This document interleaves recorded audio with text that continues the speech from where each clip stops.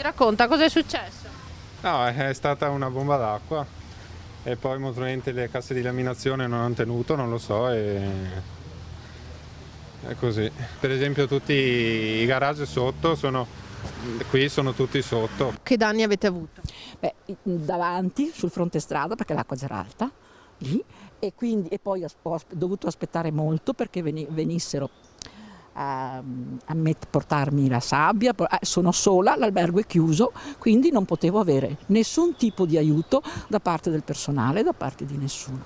Piazza Giorgione a Castelfranco, una mattinata di mercato, lo vedete alle mie spalle, che si conclude. Qui ieri sera l'acqua del fossato attorno alle mura era a livello. Ci hanno raccontato che poi quella che arrivava dalla Venale, da quella zona di là, è arrivata a lambire il muretto del fossato qui in piazza, tanto che si vedono ancora per terra naturalmente i resti.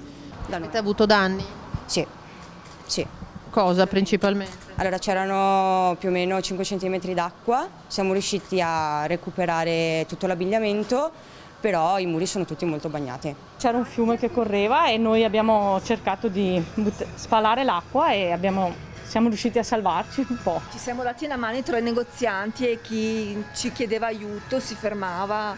Siamo stati Ci siamo aiutati. uniti. Siamo riusciti fortunatamente a tamponare tutto perché con i sacchi, con l'intervento abbastanza sollecito della protezione civile, abbiamo fatto in modo che l'acqua sia entrata ma soltanto sporcato, non ha fatto danni per fortuna. Ma era la prima volta o era già successo? No, nel 98 è successo ancora. Ma quella è stata un'inondazione molto più importante, abbiamo avuto più danni.